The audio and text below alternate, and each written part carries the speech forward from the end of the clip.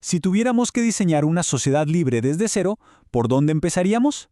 Esa es la pregunta que de alguna manera persiguió a F. A. Hayek, uno de los pensadores más influyentes del siglo XX. Aquí vamos a explorar el increíble viaje intelectual que hay detrás de sus ideas más conocidas.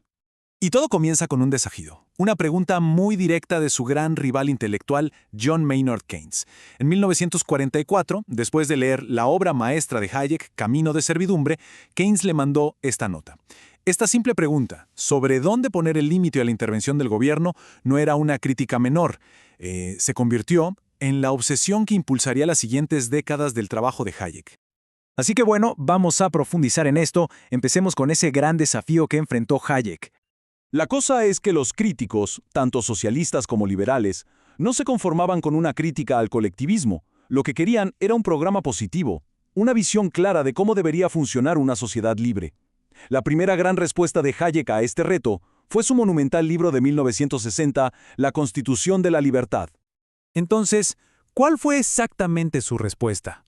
Bueno, todo arranca con sus principios políticos fundamentales, lo que él llamó la libertad bajo la ley. Para Hayek, la libertad no era simplemente, digamos, hacer lo que a uno se le antojara. No, él tenía una definición muy precisa. Un estado en el que la coacción de unos por otros se reduce al máximo posible.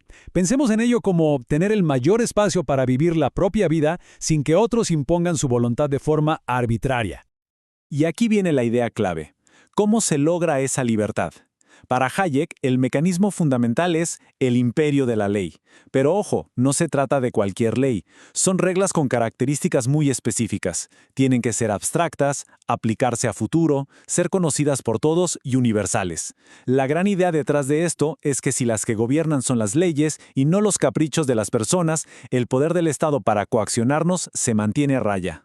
Y esto nos lleva a un punto que es crucial en el pensamiento de Hayek, una tensión fundamental. Él hace una distinción muy clara entre dos tipos de igualdad. Por un lado está la igualdad ante la ley, donde todos son tratados igual, lo que lógicamente lleva a resultados diferentes. Y por otro, la igualdad material, que busca que todos tengan los mismos resultados, lo que, requiere tratar a las personas de forma diferente. Para Hayek, solo la primera es compatible con una sociedad libre. Pero la respuesta de Hayek iba mucho más allá de la política. Debajo de todo esto, él estaba desarrollando un marco teórico mucho más profundo sobre cómo funciona el mundo, que se basa en tres pilares: reglas, órdenes y evolución. El primer concepto clave son las reglas. Y no se refiere solo a leyes escritas, Se trata más bien de hábitos, de normas, de tradiciones que la gente sigue, muchas veces sin siquiera pensarlo. Son estas reglas no diseñadas las que, según Hayek, hacen posible que vivamos juntos en sociedad. Y cuando millones de personas siguen estas reglas, pasa algo que parece casi mágico. Emerge un orden espontáneo. Pensemos por un segundo en el lenguaje o en un mercado. Nadie los diseñó, ¿verdad? Simplemente surgieron de innumerables interacciones humanas. Como dijo su amigo Michael Pollanger, es un sistema que nace de la libertad de interactuar. Y el tercer pilar es la evolución social. Este es el proceso por el cual estas reglas y estos órdenes se adaptan y cambian. Y esto es importante, no es una marcha hacia un ideal predefinido, es más bien un proceso de selección, donde las conductas que funcionan peor se van eliminando, permitiendo que las más exitosas sobrevivan y se extiendan. Entonces, ¿de dónde salió esta idea tan potente de reglas, orden y evolución? Bueno, la historia nos lleva a un punto de inflexión en su carrera, durante su etapa en Chicago. La década de 1950 lo cambió todo para él. Al llegar a la Universidad de Chicago, Hayek empezó a colaborar con mentes de otros campos. Un seminario en 1952 con científicos, incluido el físico Enrico Fermi, fue la chispa. Esa experiencia fue tan fundamental que para 1955 ya había articulado su nuevo marco de pensamiento, el cual culminaría en su obra magna, La Constitución de la Libertad. Y aquí está el gran cambio de paradigma que tuvo. Al hablar con estos científicos, Hayek se dio cuenta de algo crucial. La verdadera división en la ciencia no es entre lo natural y lo social, no. La distinción clave, la que de verdad importa, es entre fenómenos simples que podemos predecir con facilidad y fenómenos complejos, que son sistemas que básicamente se organizan a sí mismos. De repente todo hizo clic. La evolución biológica, la economía de mercado, la mente humana, ya no eran campos separados y sin conexión. Para Hayek, todos se convirtieron en ejemplos de ciencias que explican fenómenos complejos. Era una idea unificadora de un poder inmenso. Con esta nueva y poderosa síntesis en mano, Hayek ya estaba listo para construir su gran teoría sobre cómo funcionan las sociedades. Estaba listo para, en sus propias palabras, explicar nuestro mundo. A ver, este proceso de evolución cultural, si lo desglosamos, no comienza con un plan maestro. De hecho, empieza cuando individuos o grupos rompen las reglas tradicionales, a menudo por pura casualidad o necesidad.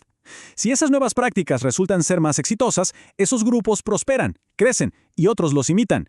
Con el tiempo, las reglas que demuestran ser beneficiosas se extienden a través de lo que Hayek llamó selección de grupos. Y aquí tenemos algunos ejemplos concretos. Prácticas como tolerar el comercio con extraños, reconocer la propiedad privada o prestar dinero con interés fueron, en su momento, verdaderas rupturas con las reglas tradicionales. No se adoptaron porque alguien entendiera racionalmente todos sus beneficios a futuro, sino porque los grupos que las adoptaron simplemente tuvieron más éxito. Y así, volvemos al desafío de Keynes. Keynes pedía que Hayek trazara una línea. Pero la respuesta de Hayek al final fue que esa no era la pregunta correcta. No se trataba de trazar una línea, sino de entender y respetar un sistema complejo y evolucionado de reglas. Un sistema que, según él, contiene una sabiduría colectiva mucho mayor que la de cualquier mente individual. Y esto nos deja con una pregunta final, una que encapsula la tensión central de todo el trabajo de Hayek. Si nuestra moral, nuestras leyes y nuestras instituciones más importantes evolucionaron sin un diseñador, ¿qué significa eso para nuestra capacidad de diseñar racionalmente un mundo mejor? Es una idea que nos obliga a pensar y mucho sobre los límites de nuestra propia razón.